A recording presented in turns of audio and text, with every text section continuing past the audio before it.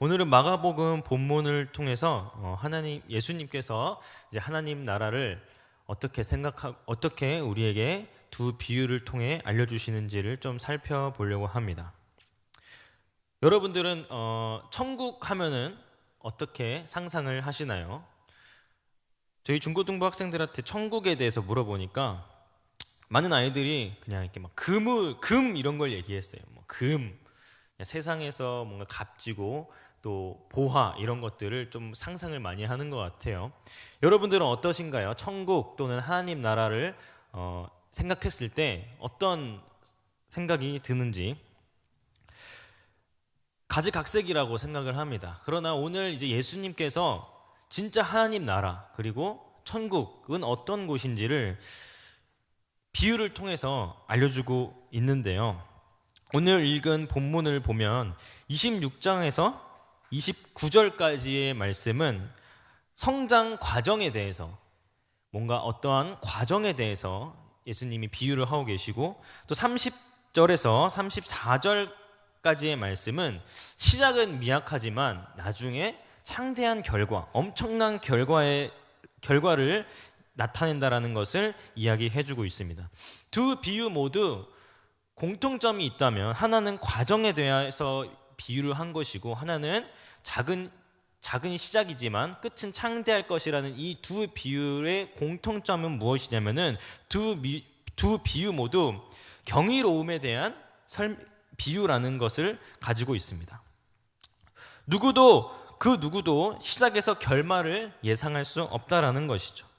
이것이 하나님 나라라는 것을 예수님께서 우리에게 비유를 통해서 이야기해주고 있는데요. 26절 한번 보시면 성경책을 같이 보도록 하겠습니다. 또 이르시되 하나님 나라는 사람이 씨를 땅에 뿌림과 같다라고 이야기를 해요. 하나님 나라는 우리가 생각하는 것과는 다르죠. 하나님 나라는 굉장히 뭔가 웅장하고 뭔가 영광스럽고 화려한 것의 비유가 될 것 같았지만 중고등부 아이들이 얘기한 것처럼 뭐 금, 은, 보화 이런 거에 비유가 될 것 같았지만 하나님 나라는 첫 번째로 듣는 비유가 사람이 씨를 땅에 뿌림과 같다라고 비유를 하십니다. 왜 예수님은 하나님 나라를 땅에 씨를 뿌리는 것과 같다고 비유를 했을까요? 지금도 씨를 땅에 뿌리고 거두는 것은 우리의 일상 속에서 아무렇지 않은 어떻게 보면은 일반적으로 일어나는 일들 중에 하나입니다. 그러나 그런 일들을 감당하고 있지만 굉장히 우리 삶에서 굉장히 중요한 부분을 감당하고 있는 것도 마찬가지입니다. 뿌리고 거두는 일은 굉장히 평범한 일상 중에 하나예요. 예수님이 이것을 통해서 말씀하시고자 하는 의도는 무엇이냐면은 하나님 나라라는 것은 굉장히 우리의 삶과 멀리 있다 또는 굉장히 우리와 괴리감이 있다라는 것이 아니라 우리의 일상과 거리가 멀지 않고 가까이 있다라는 것을 예수님이 비유로 말씀하시고 있는 것입니다. 더 나아가서는 하나님이 심고 거두는 이 과정을 통해서 되게 단순한 과정이지만 이 과정을 통해서 하나님의 본성과 그리고 하나님의 그 계획에 대한 것들이 일상 속에 단서가 되고 있다라는 것이에요. 즉 일상 속에 하나님의 그러한 계획과 본성 그리고 하나님의 그 속성들을 숨겨두셨다라는 것이에요. 옛날에 이 26절을 묵상하면서 옛날에 어떤 영화가 한 편 떠올랐어요. 어떤 영화냐면은 부부가 있는데 남편이 시각장애인인 거예요. 시각장애인인데 남편은 아내가 어떻게 해야 된다라는 것들을 제대로 알려주지 않으면은 아내가 없는 줄 알아요. 그렇기 때문에 아내는 항상 일상 속에 내가 당신과 함께 있습니다라는 것들을 일상 속에서 계속해서 이 남편에게 알려주고 있는 그런 영화가 있었어요. 되게 슬픈 영화였는데 이런 것처럼 하나님은 우리 눈에 보이지는 않지만 그러나 하나님의 그 존재와 속성과 하나님 우리를 향한 그 계획들이 괴리감이 있는 그러한 것들이 아니라 우리의 삶 속에서 일상생활을 통해서 하나님의 그런 모습들을 보여주고 계시다라는 겁니다. 뒷절에 보면 사람이 씨를 땅에 뿌림과 같다라고도 이야기를 계속 하시는데, 이것은 사람이 씨를 뿌리는 것 외에는, 하나님의 나라는 사람이 씨를 뿌리는 것 외에는 우리가 할 수 있는 게 전혀 없다라는 거예요. 우리가 씨를 뿌리면 씨가 자라나고 그것을 수확할 때까지 그 과정 속에서 우리가 씨에게 해줄 수 있는 게 무엇이 있을까요? 우리는 단순히 물 주는 것, 그리고 씨가 자랄 때까지 기다리는 것, 우리는 그거밖에 할 수가 없습니다. 이것을 더 빨리 자라게 할 수도 없고 더 늦게 자라게 할 수도 없다라는 것이에요. 그런 비유로 하나님께서는 그렇게 이야기해주고 있는 것입니다. 그래서 27절에 보면 이렇게 나와 있어요.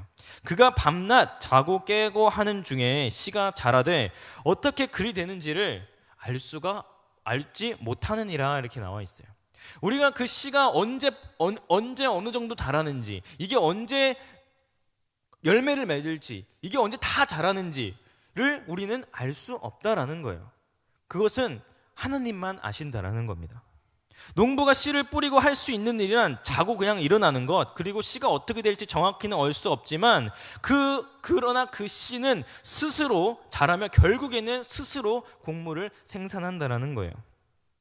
예수님이 우리에게 이런 비유를 통해서 말씀하시고자 하는 것은, 메시지 안에는 정확한 그 때에, 하나님이 원하시는 때에, 우리의 시간 말고 하나님의 그 원하시는 때에 그 결과를 만들어낸다라는 것입니다. 그리고 하나님의 그 정하신 때에 우리는 그 힘이 존재하고 있다라는 것입니다.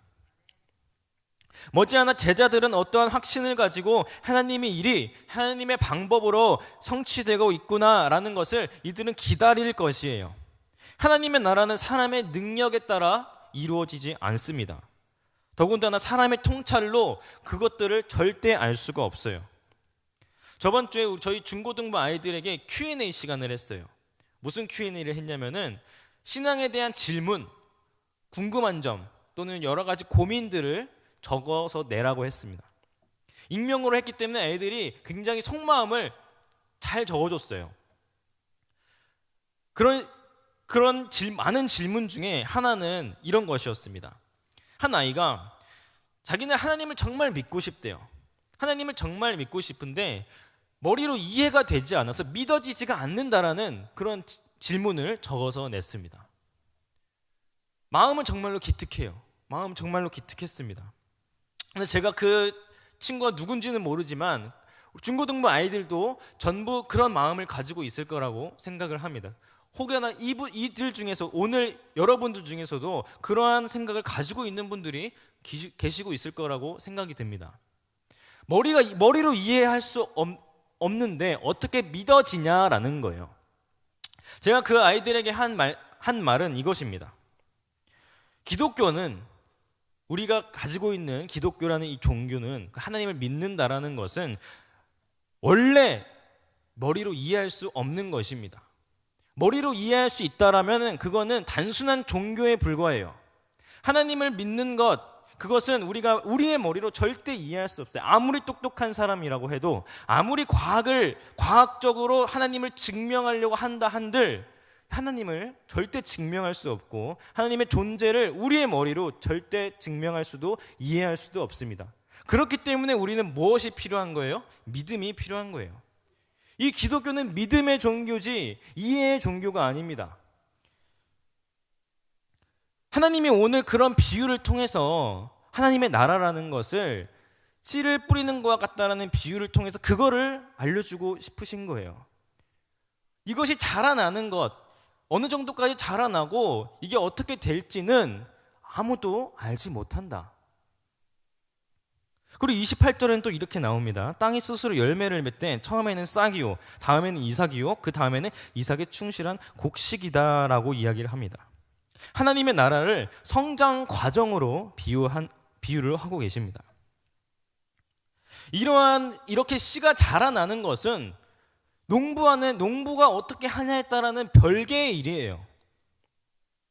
미비한 시작과 인간의 관여가 없음에도 불구하고 씨는 그 자체에서 열매를 맺는 잠재력을 간직하고 있습니다.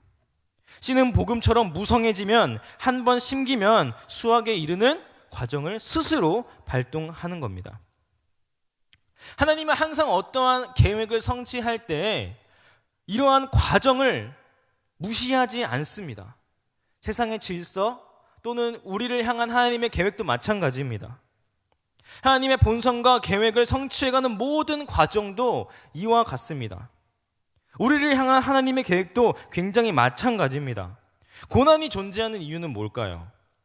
하나님이 하나님의 뜻을 우리의 삶을 통해서 성취해 나가시기 위해서는 우리는 어떠한 훈련과 과정이 필요하다라는 겁니다. 그 과정이 고난이 될 수도 있는 거고요. 그 과정이 평안이 될 수도 있는 거고, 그건 하나님이 우리에게 주시는 방법이에요. 고난이 그런 의미에서 고난이라는 것은 하나님 우리의 삶을 통해서 일하시기 위한 또는 일하고 싶으신데 우리 안에 있는 안 좋은 불순물들을 제거하기 위한 수단일 수도 있고 여러 가지의 의미가 있을 수 있습니다. 단순히 고난이 하나님이 나를 힘들게 한다, 하나님 나를 괴롭힌다 라는 의미로 전락해 버려서는 안 돼요. 이 모든 것들이 하나님의 과정 속에 있다는 것을 우리는 기억해야 합니다. 그 과정이 고난일 수도 있고 아까 말했다시피 평안함 속에서 일상의 평안일 수도 있습니다. 그러나 우리가 중요한 것은 무엇이냐면은 그 과정을 우리는 인내하고 기다려야 된다는 거예요. 고난은 우리의 힘으로 빨리 끝내고 싶을 수도 있어요. 그렇지만 그것을 우리의 힘으로 할 수 없다라는 겁니다. 고난일 때에는 하나님의 명령을 따르고 기다리고 인내하는 것이 굉장히 힘들어요. 왜 나에게만 이런 시련이 있는지 질문투성입니다. 할 수 있는 거라고는 하나님께 기도밖에 없다라는 현실을 마주하게 됩니다. 근데 여러분, 더 힘든 게 뭔 줄 아세요? 더 힘든 게 있어요. 무엇이냐면 내가 기도를 해서 모든 것을 다 얻어가지고 모든 것이 다 갖춰져서 이제는 기도할 필요가 없을 때예요. 그때가 더 힘든 상황입니다. 왜? 내가 할 수 있는 것들이 정말로 많아지면은 내가 하나님을 택하지 않기 때문이에요. 고난이면은 내가 할 수 없는 것들이 많기 때문에 하나님께 기도하는 게 하나밖에 없기 때문에 기도라도 하지만 하나님이 우리에게 응답을 다 해주셨어요. 또는 내 삶이 이젠 평안해졌어. 내 삶이 이제는 살만해. 그러면은 이제는 하나님을 고난의 때처럼 찾지 않습니다. 왜? 나에게는 할 수 있는 것들이 너무나도 많기 때문에. 할 수 있는 것들이 정말로 많을 때 하나님을 찾는 게 더 힘들어요. 저를 비롯해서의 모든 하나님의 자녀들, 모든 성도님들, 이런 게 굉장히 취약합니다. 이런 부분이 굉장히 취약해요. 최근에 우리 축구 경기가 있었습니다. 축구 경기가 8강, 4강 있기 전에 어떤 한 축구 전문가가 이런 이야기를 했어요. 한국 축구를 전 비하하는 건 아닙니다. 저 한국 열심히 응원했습니다. 한국 축구가 지금 8강, 4강 올라간 건 굉장히 기쁜 일이지만 이 정도의 조직력으로는 결승 가면은 처참히 깨질 거다라고 했어요. 왜? 왜냐하면 지금은 이제 유명한 선수들이 많으니까 손흥민, 이강인이나 유명한 선수들이 많으니까 또 월급을 많이 받고 잘하는 선수들이 많으니까 전술적인 게 전술적으로 하지 않아도 이들의 그냥 피지컬로 밀어붙이면은 어떻게든 올라갈 수 있는 성적을 만들어낼 수는 있는데 그거에 한계가 있다라는 거예요. 그거의 한계가. 근데 그 한계가 어디서 들통이 났냐? 4강전에서 그게 들통이 난 거죠. 그런데 어떤 축구학자가 이렇게 이야기했어요. 만약에 한국이 4강에서도 그렇게 이겨서 결승까지 갔다. 그럼 거기서는 이들은 더욱 처참한 패배를 했을 것이라고 이야기를 했어요. 그게 뭘 이야기하냐면요. 축구의 어떠한 전술적인 그런 기본 그런 것들이 전혀 없었다라는 거예요. 그냥 이들의 힘으로 잘하는 선수 몇 명 뽑아가지고 하니까 우여곡절 끝에 결국엔 이긴 거지, 결승 가면 다 뽀록 난다라는 거예요. 마찬가지입니다. 우리가 고난일 때에 하나님을 찾고 하나님을 마주하고 하나님을 찾으려고 막 안간 힘을 쓰는 것 굉장히 중요합니다. 그러나 우리가 가장 중요한 것은요, 이젠 다시 일상을 되찾고 모든 기도 제목들이 다 이루어지고 이젠 평안하고 그럴 때 이제 우리의 믿음은 거기서 다 뽀록 나는 거예요. 내가 진짜 이걸 위해서 하나님을 섬긴 건지, 하나님을 사랑해서 내가 이걸 섬긴 건지, 거기서 이제 다 뽀록이 나는 겁니다. 마치 결혼을 하기 전과 후가 다르듯, 여러분들 많이 느끼시나요? 저는 아직 결혼을 안 해서 잘 모르겠지만, 결혼하기 전에는 평생 사랑해줄 것처럼 하고, 결혼하고 나니까 원수가 되고, 이런 선배님들을 많이 보는데 여러분들은 아니겠죠. 네, 아닐 거라고 믿습니다. 그런 것처럼 내가 힘들고 어려울 때 하나님을 다 찾고 하나님께 다 기도하고 얻을 거 다 얻으니까 이제 마음이 평안해. 이제 돈도 있고 뭔가 이제 내가 하나님 굳이 없어도 살 수 있어.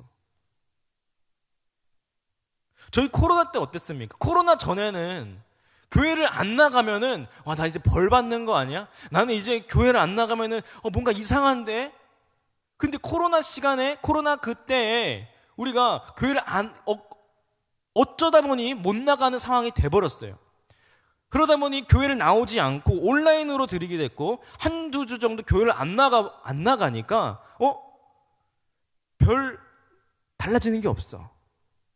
교회를 안 나갔다고 해서 뭔가 혼나는 것도 없고, 교회를 안 나갔다고 해서 뭔가 나에게 불이익 되는 게 없어. 오히려 더 편해. 지금까지 누려보지 못했던 평안함이에요, 주일이. 그럴 때 다 뽀록이 난다는 거예요. 하나님은 우리에게 고난의 날을 더 길게 주시기를 원하실까요? 평안한 날을 더 길게 주시기를 원하실까요?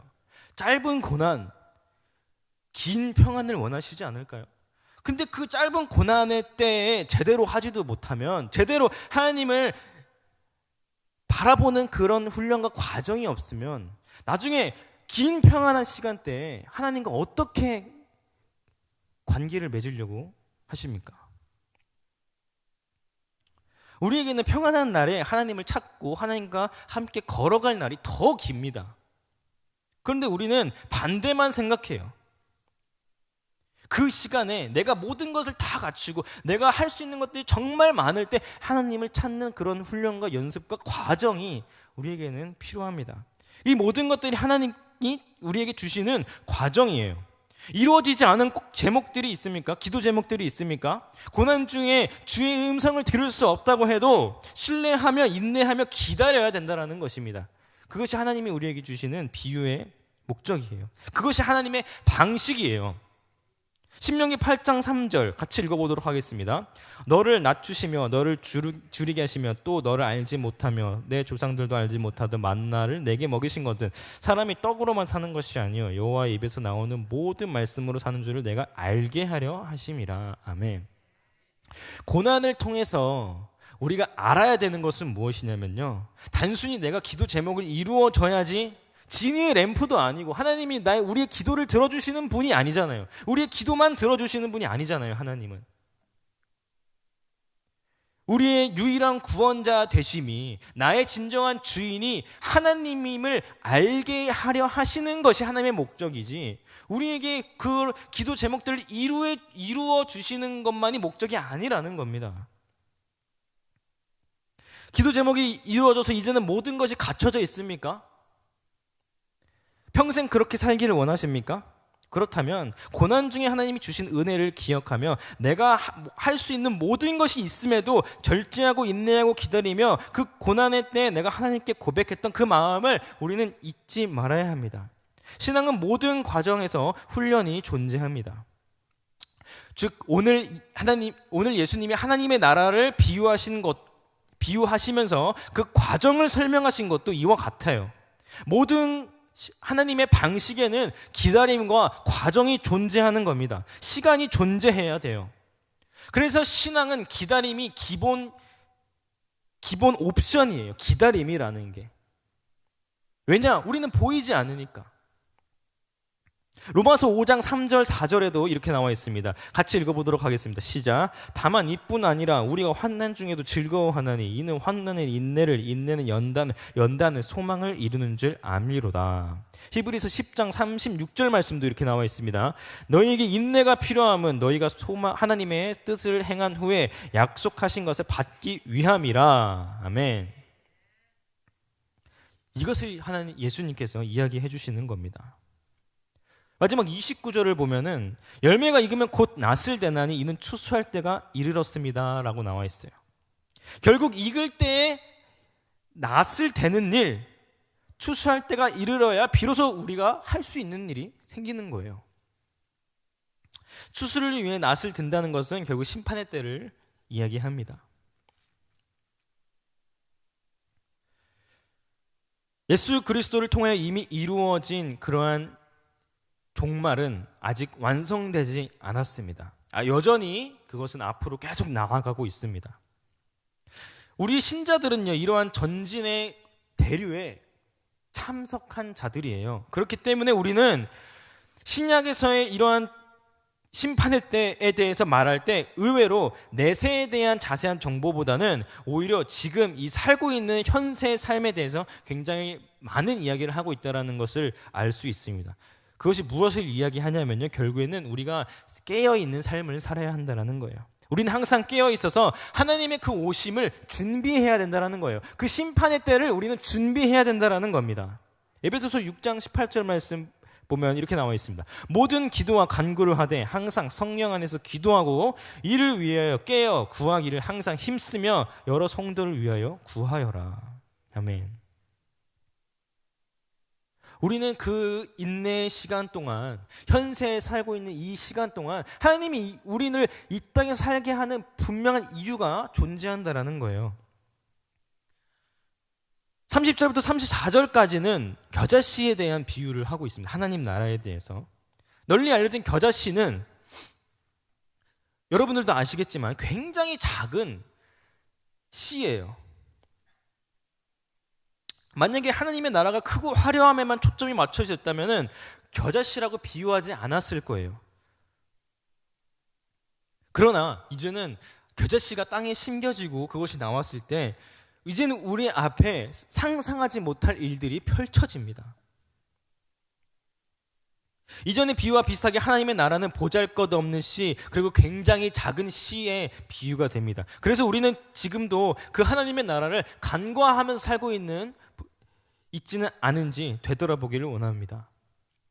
하나님의 나라가 아무렇지 않아 보여요. 눈에 보이니까 하나님의 존재도 아무렇지 않아 보여요. 우리의 모습은 어떠합니까? 제가 신학교를 들어가기 전에 이제 그런 마음가짐을 가질 때 굉장히 제가 힘들었던 부분 중에 하나가, 옛날 어른들이 항상 이렇게 얘기했어요. 너 이제 앞으로 뭐 할래? 제가 그때는 알바를 하고 있을 때였기 때문에 항상 저에게 물어봤어요. 20대 후반이 됐는데도, 20대 중후반이 됐는데 아직도 직업이 없고, 그러니까 너 앞으로 뭐 할래? 너 앞으로 뭐 할래? 계속 이런 질문을 했었어요. 그럴 때 항상 저는 뭐라고 했냐면은, 저는 신학을 공부할 겁니다 라고 했었어요. 근데 그 말이 되게 어려웠어요. 그 말이 되게 입 밖으로 나오는 게 너무나도 힘들었어요. 왜냐하면 사람들이 그것을 무시하는 게 전 너무나도 싫었어요. 그러니까 싫기도 싫었지만 굉장히 뭐라 그럴까, 신학을 한다라는 거에 대한 자부심도 없었고, 뭔가 그런 거에 대한 내 삶의 기대와 소망도 뭔가 없었던 것 같아요. 그렇기 때문에 제가 저는 신학해요라고 차마 입으로 뭔가 얘기하기가 어려웠어요. 하지만 이제 우리가 당당할 수 있는 이유는 무엇입니까? 하나님의 나라와 그 성취는, 하나님이 우리를 향한 계획은, 하나님이 우리를 향한 구원의 계획은 곧 성취될 것이기 때문이에요. 우린 그걸 믿지 않습니까? 하나님은 그것을 우리에게 약속하셨기 때문입니다. 하나님의 존재에 대해서 되게 하나님이 보잘것없어 보이기도 하고 뭔가 느껴지지도 않고, 또는 하나님의 나라는 우리의 삶과 굉장히 괴리감이 있어서 뭔가 그거 느껴지지 않는다 하는데, 하나님은 우리에게 일상 속에 찾아오셔서 그것을 알려주셨어요. 그 이유는 하나님 나라의 선포에 대한 그런 중요성을 과소평가하지 말라는 하나님의 경고도 포함되어 있습니다.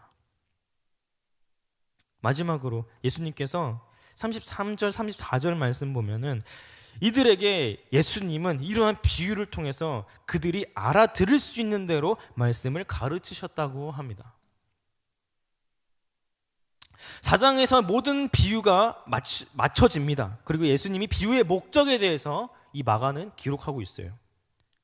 일상생활에서도 굉장히 비유라는 것이 종종 사용되곤 합니다. 비유는 어떤 효과를 가지고 올까요, 우리에게? 예전에 인터넷에서 이런 인터뷰를 본 적이 있습니다. 충청도 분이었는데, 충청도 좀 아주머니였어요. 인터뷰를 하는데 이제 시장에 갔다 오시는 분이었나 봐요.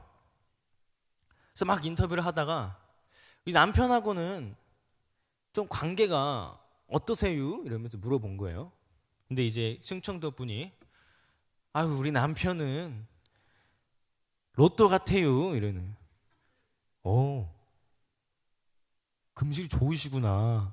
그랬더니 그 아주머니가 하신 말이 뭐냐면, 아유, 하나부터 열까지 맞는 게 하나도 없슈. 죄다 안 맞아요. 이러면서 남편을 로또로 비유를 하신 거예요. 공감하시는 것 같은데. 자, 이런 비유를 제가, 결혼도 안 한 제가 만약에 이런 비유를 들었다고 생각을 해보세요. 남편이 로또다. 그러면은 공감이 잘 안 돼요. 왜냐? 그 분과 친하지도 않지만 내가 그것을 경험해보지 않았기 때문에. 그러나 결혼하신 여러분들은 어때요? 뭔가 느낌이 오죠. 아, 로또 같아. 맞는 게 하나도 없어. 정말. 그런 느낌이 있잖아요. 이 비유라는 것은 그런 효과를 우리에게 준다는 거예요. 무슨 효과냐면은 누군가는 그거를 통해서 깨달아요. 아, 그렇구나. 누군가는 그거를 듣고도 깨닫지 못합니다. 그래서 예수님이 모두에게 들을 수 있는 대로 말씀하신 것은, 여기서 이 비유를 듣는 자의 올바른 태도를 예수님이 어떤 태도로 들어야 되냐라는 것을 이야기하는 거예요.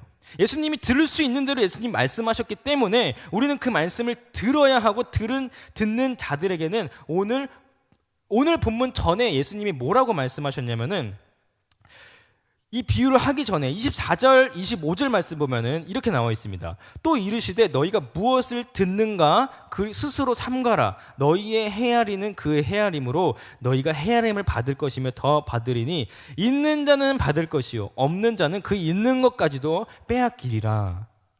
비유가 드러내는 것을 너희가 그것을 잘 들으면 그것을 발견할 것이고, 비유의 숨은 뜻을 발견할 것이고, 들을 수 없는 자들은 그것을 빼앗길 것이야. 그래서 우리가 지금 예수님의 비유의 말씀을 듣는 것은 예수님이 들을 수 있는 말로 우리에게 알려주심과 동시에 하나님의 나라의 비밀을 알 수 있게끔 우리를 예수님이 초대하셨다라는 거예요. 우리는 그렇기 때문에 그 예수님의 말씀을 들을 수 있는 자들이기 때문에, 그 숨겨진 비밀을 알 수 있는 자들이기 때문에 우리는 그 말씀에 순종하고 소망하고 기대할 수 있다는 거예요. 우리가 예수님의 말씀을 듣는 것은 예수님과 함께 하도록 이끄시는 가장 중요한 첫걸음입니다. 말씀을 듣는 것이. 34절에 예수님께서 마지막으로 이렇게 이야기하세요. 마가가 이렇게 기록했어요. 비유가 아니면 말씀하시지 아니하셨대요. 그리고 다만 혼자 계실 때에 제자들에게 그 모든 것을 다 해석하셨대요. 예수님과 함께하는 사람들은 더욱 완전한 이해가 가능했어요. 왜? 예수님이 가까이 있는 제자들에게 그것들을 해석해 주셨기 때문에. 이것은 오직 예수님과 밀접하게 관계하는 사람만이 하나님에 대한 표현을 이해하는 것임을 알 수 있다는 거예요. 제자들과 무리에게 하나님에 대한 비유를 통해서 그 영광의 길로 예수님이 우리를 초대하고 계신다는 겁니다. 우리는 예수님의 말씀을 듣고 그리고 배우며 예수님과 옆에서 밀접하게 관계를 맺는 것이 우리에게는 소망이 되고 그 뜻을 깊이 알 수 있는 자들이라는 것을 마가는 기록하고 있어요. 빌립보서 4장 9절 말씀 보면은 마지막 권면을 하면서 이렇게 나와 있습니다. 같이 한번 읽어보도록 하겠습니다. 시작. 너희는 내게 배우고 받고 듣고 본 바를 행하라. 그리하면 평강의 하나님이 너와 함께 계시니라. 아멘.